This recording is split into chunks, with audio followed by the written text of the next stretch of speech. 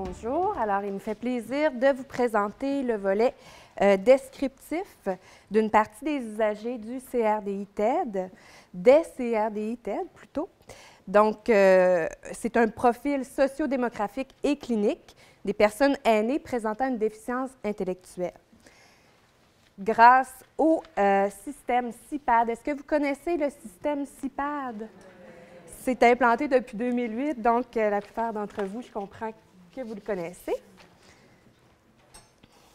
Donc, le but de la présentation aujourd'hui, c'est de partager les connaissances issues de l'étude sur les caractéristiques des personnes aînées présentant une déficience intellectuelle.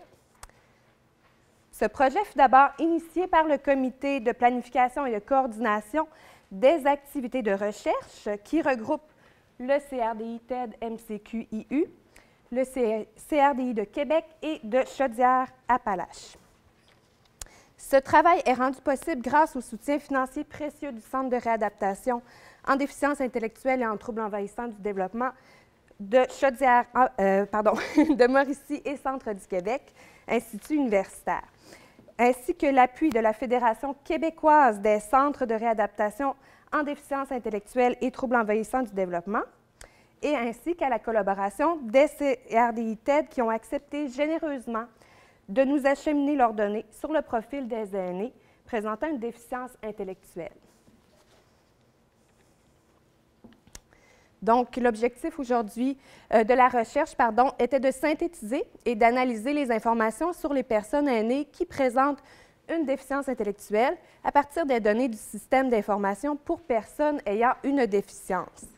Bien entendu, comme l'a souligné Dr. Bonin précédemment, on observe quand même une hétérogénéité dans les groupes, donc c'est important de garder ça en tête, mais je vais vous le remémorer tout au long de la présentation. Quelques petits mots sur les aspects méthodologiques. Donc, les données qui ont été utilisées pour la synthèse, c'est celles présentes au dossier des participants ayant une cote inscrite ou indéterminée en date du 31 mars 2013. Les personnes qui ont été incluses dans l'étude sont celles de 40 ans et plus qui avaient soit un diagnostic de syndrome de Down ou une mention de polyhandicap à leur dossier. Les personnes âgées de 55 ans et plus qui présentaient un autre type de DI ont aussi été inclus.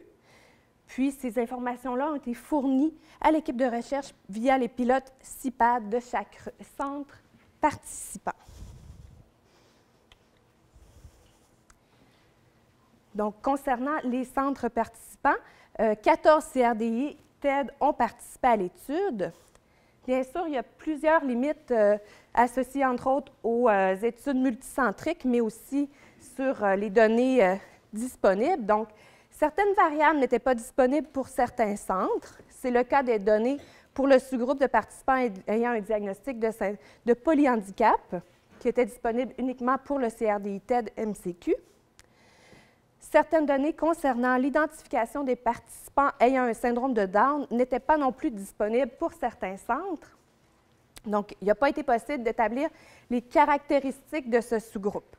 Dans ce cas, les portraits ont été faits pour l'ensemble des participants de 55 ans et plus, auxquels ont été ajoutés les participants ayant un syndrome de Down de 40 à 54 ans.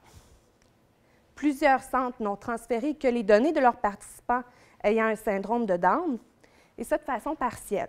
Donc, dans ce cas, seulement les caractéristiques qui concernent la distribution de ces participants, selon leur âge, le genre et le territoire CSSS, dont ils relèvent, ont pu être comptabilisés.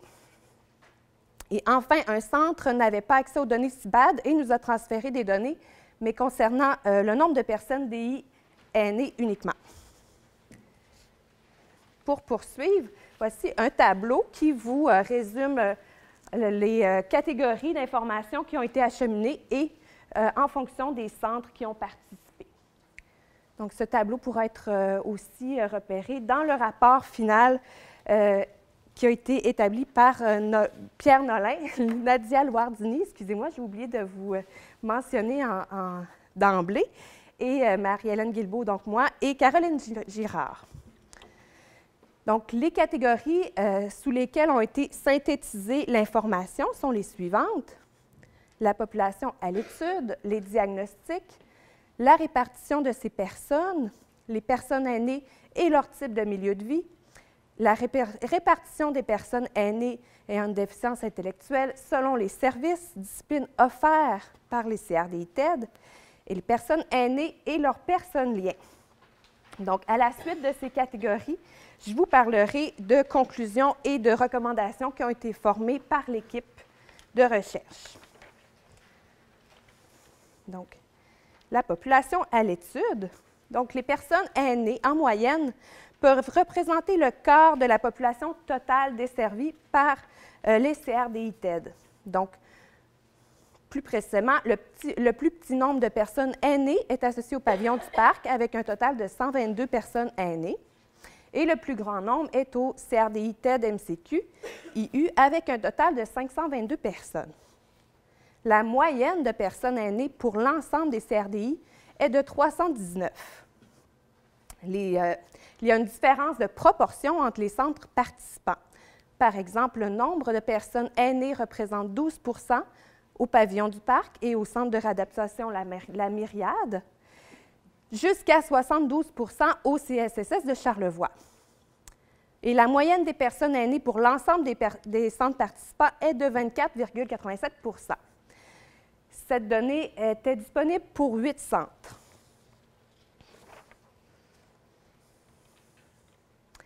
Le nombre de personnes aînées ayant un syndrome de Down, maintenant, elle représente 17 % à 27 % de toutes les personnes aînées. Donc, la moyenne est de 18,40. Cette donnée est disponible que pour 5 centres. Les personnes aînées ayant un syndrome de Down, qui sont parmi tous les types de personnes ayant une déficience intellectuelle, personnes aînées ayant une déficience intellectuelle, celles qui sont les plus à risque de développer la maladie d'Alzheimer. Et elles représentent en moyenne près du 5e des personnes ayant une déficience intellectuelle aînée, desservies par les CRDI-TED. Donc, ça souligne l'importance, tout comme les défis, de maintenir ou de mettre en place les services spécifiques que requièrent les personnes aînées ayant un syndrome de Down.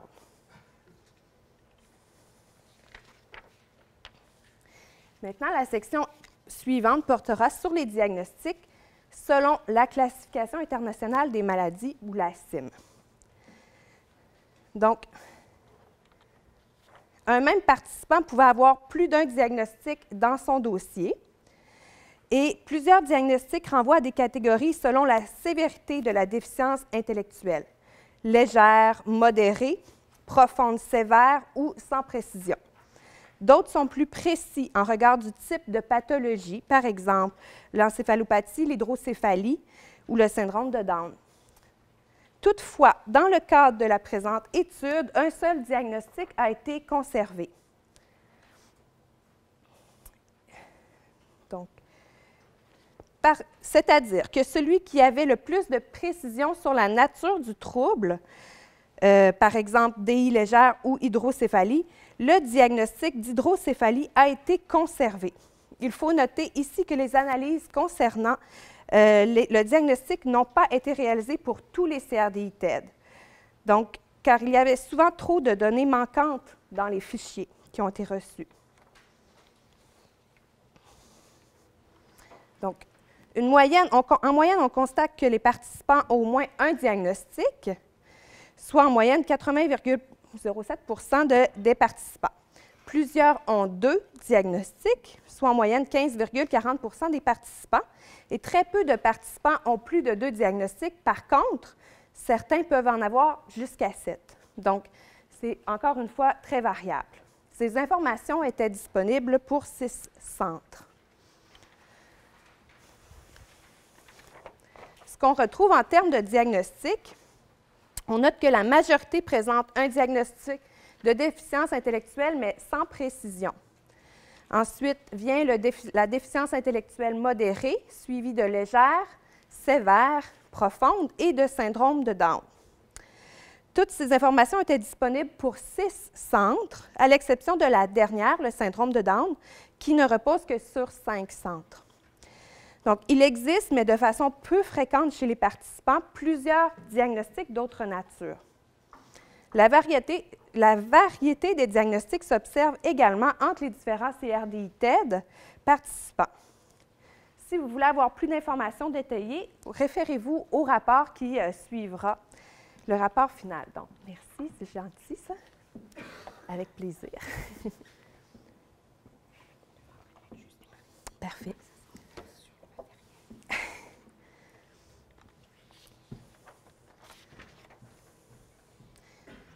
Donc, globalement, l'analyse des données relève que les diagnostics sont généralement peu précis.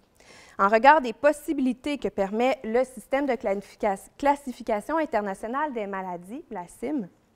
Donc, un effort de précision du diagnostic pourrait être encouragé pour avoir un meilleur portrait de la clientèle, car pour le moment, le diagnostic se limite majoritairement au niveau de gravité et très souvent, le niveau n'est pas mentionné.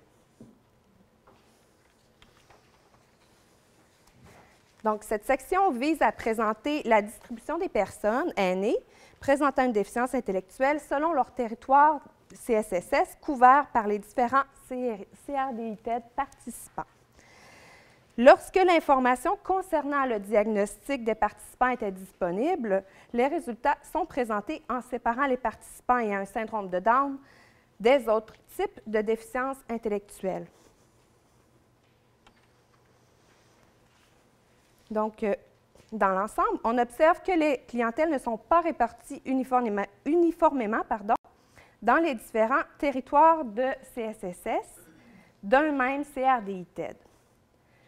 Ces données pourraient ainsi, donc, la prise en compte de ces données pourrait permettre de planifier l'organisation des services et des ressources selon les caractéristiques des clientèles et spécificités territoriales.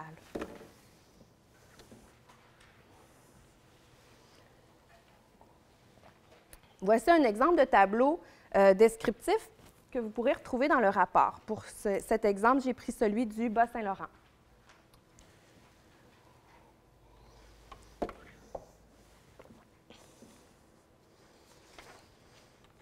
La section suivante vise à présenter pour l'ensemble des CRDI-TED qui ont participé à l'étude la distribution des participants selon leur milieu de vie. Donc, ces informations étaient disponibles pour 7 centres et les types de milieux de vie avaient la même nomenclature d'un centre à l'autre, ce qui nous a facilité la vie un peu. Donc, voici, en ce qui concerne les participants ayant un syndrome de Down, la majorité, soit 60,25 %, vit en résidence d'accueil. Le second type de milieu de vie le plus fréquent pour les participants ayant un syndrome de Down renvoie aux ressources intermédiaires. Excusez-moi, il y a une petite... des fois, c'était nommé résidence intermédiaire, maison d'accueil, mais vous comprendrez que ce sont les ressources intermédiaires. Pour les autres participants ayant un autre DI, le type de milieu de vie le plus fréquent est aussi la résidence d'accueil, suivi par les ressources intermédiaires. Les autres types de milieux de vie, comme par exemple le milieu naturel, les ressources non institutionnelles gérées par un autre établissement, sont habituellement peu utilisés par la clientèle à l'étude. Donc, ici, on présentera la synthèse des nouveaux services qui ont été offerts aux clientèles aînées sous l'angle des disciplines qui ont été offertes. Donc, seuls les services qui ont été offerts pendant la période couverte par la présente étude, soit du 1er avril 2012 au 9 février 2013, ont été compilés. Ce ne sont donc pas les heures de prestation de services qui auront servi à l'analyse statistique. Les données sont présentées pour les 7 CRDI-TED dont nous avons obtenu les données. Donc, en regard de la quantité de services disciplines reçus nouvellement, on note une moyenne de 0,76 services pour les participants ayant un syndrome de Down ou une DI au cours de cette année. Le nombre total de services disciplines pour toutes les clientèles âgées des CRDI-TED participants est très variable, allant de 65 à 355, la moyenne étant de 221.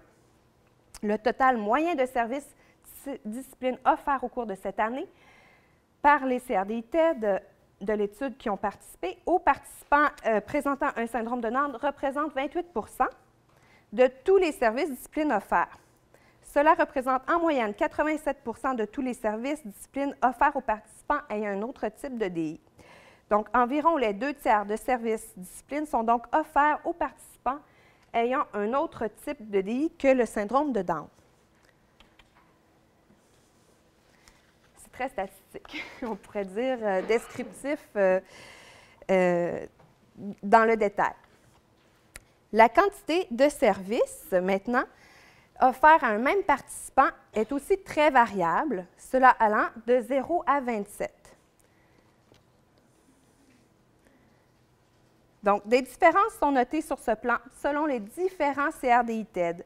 Vous pourrez consulter les annexes du rapport pour avoir un portrait plus précis à cet effet.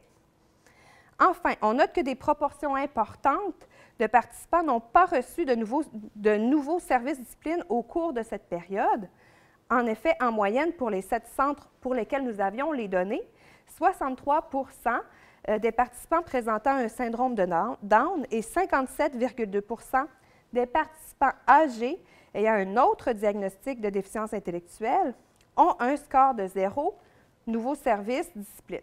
Donc, globalement, une grande proportion de participants aînés présentant une déficience intellectuelle n'a pas reçu de nouveaux services au cours de la période à l'étude. Donc, pour résumer, il y a une grande variabilité par rapport aux types de disciplines qui sont sollicitées d'un CRDI à l'autre. Certaines disciplines ne sont en effet identifiées que dans quelques CRDI-TED, par exemple la sexologie et la kinésiologie, tandis que d'autres disciplines se retrouvent dans tous les CRDI-TED, par exemple l'éducation spécialisée.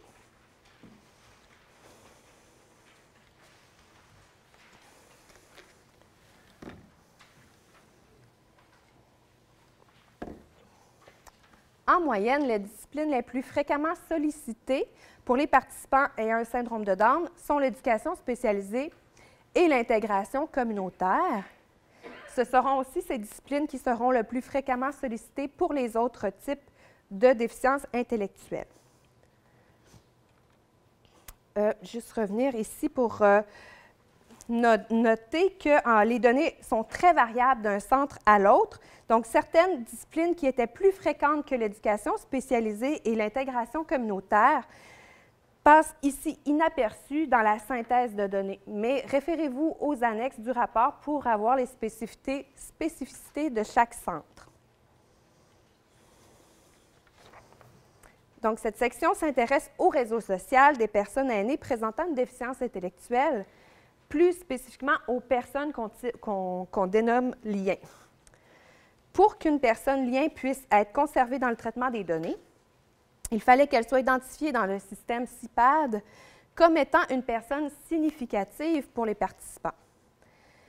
Par ailleurs, les personnes liens décédées et celles dont une date au dossier indiquait la fin du lien ont été retirées des analyses. Ces données étaient disponibles pour 7 centres. En moyenne, les participants présentant un syndrome de Down des CRDI-TED participants ont 1,15 personnes liens dans leur entourage. Les autres personnes aînées présentant une déficience intellectuelle ont 1,05 personnes liens. Donc, ces données sont relativement stables d'un centre à l'autre, même si la quantité peut aller jusqu'à 6 personnes liens pour certains participants.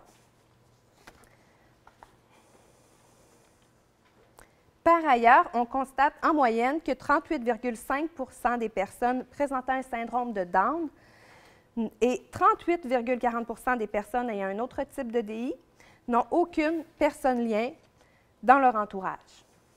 Il faut ici souligner l'importance de consulter le rapport pour avoir des informations précises sur le nombre de personnes liens selon chacun des CRDI-TED. Donc, en effet, elles sont très variables. Le pourcentage de personnes aînées présentant une déficience intellectuelle sans personne lien peut aller, selon les centres, de 7 à 75 %.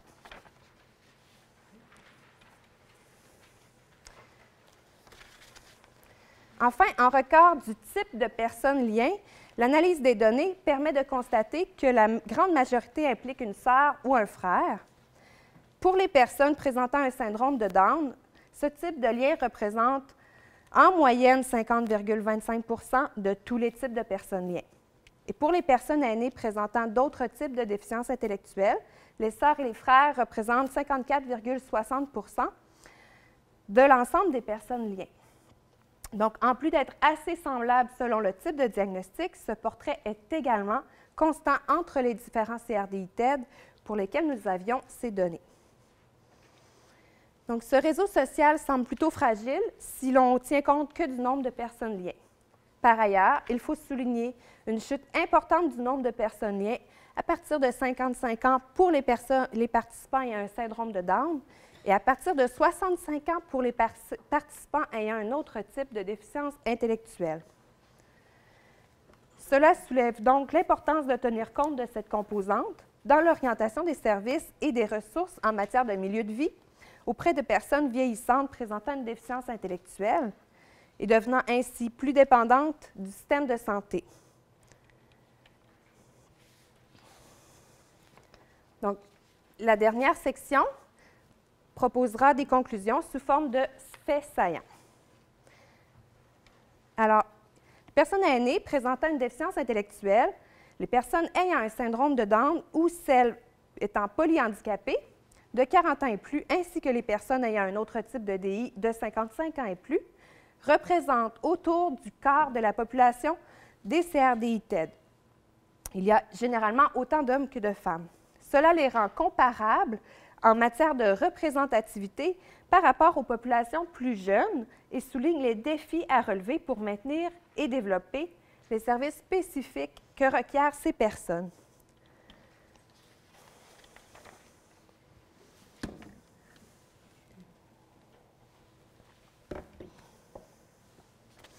Donc, les personnes ayant un syndrome de Down représentent en moyenne 19 % de toutes les personnes âgées des CRDI-TED.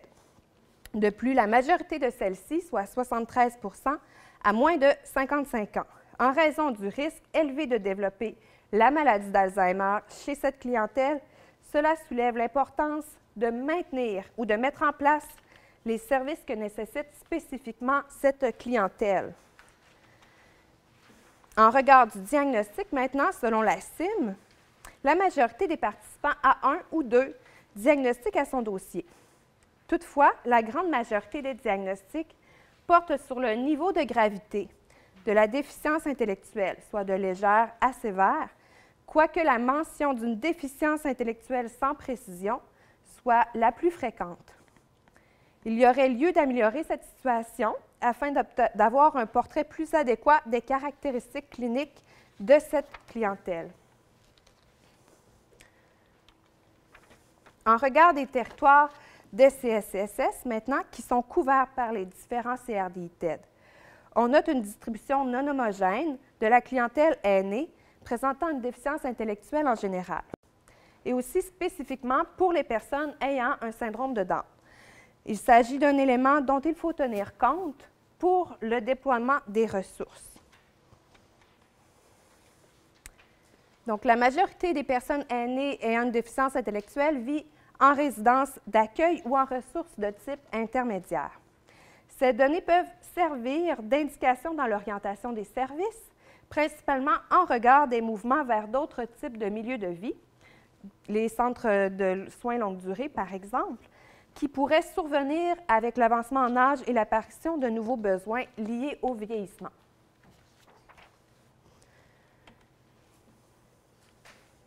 La majorité des disciplines qui sont sollicitées par les besoins des personnes aînées ayant une déficience intellectuelle concernent l'éducation spécialisée et l'intégration communautaire. On note cependant une grande variabilité entre les CRDI-TED en regard des types de disciplines qui sont sollicitées et du nombre total de services offerts à cette clientèle au cours de l'année couverte par la présente étude. Donc, les personnes aînées ayant une déficience intellectuelle ont reçu en moyenne les services d'au moins une nouvelle discipline au cours de l'année, mais une grande proportion n'en a pas reçu. Cela questionne l'uniformisation des services entre les personnes et entre les différentes régions.